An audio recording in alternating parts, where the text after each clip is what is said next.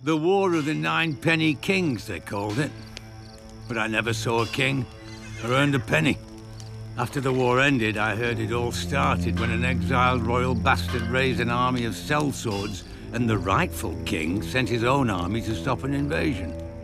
Sounds simple the way the maesters tell it, but an army isn't like a dog that comes when you whistle.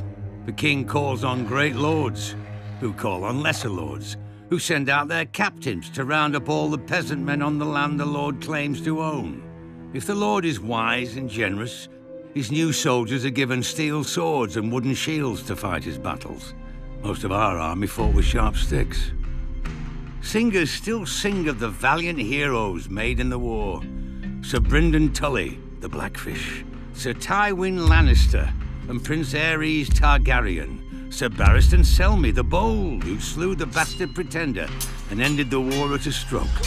But the king whose crown we were defending never came.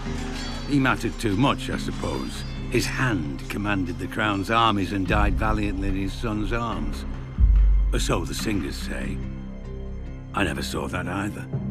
I did see the soldiers when they came to our village. They declared I was too young to fight, but my brothers and friends were all going and I wouldn't be left behind. My oldest brother said I could be his squire, though he wasn't a knight, just a potboy armed with a stolen kitchen knife. He'd never need it. I saw him collapse on the march from fever, along with many from our village. I saw our shoes fall apart on the road, our clothes rot off our bodies, and half of us shitting our beds from the sickness and fear. And then we got to the war. In the stepstones, I saw a mace cave in my last brother's head. I saw the lord who led us there cut down, and some other lords shout that we were his now. One day I looked around and realized all my friends and kin were gone. I was fighting beside strangers under a banner I'd never seen. Didn't know where I was or how to get home. When a lord rode up shouting at us to form ranks with our scythes and hoes, I couldn't remember which side I was on.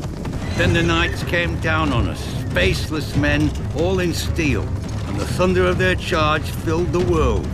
I closed my eyes. Years later, after the war had faded into songs, I opened them again and saw what I had done and what I had become in the war and since.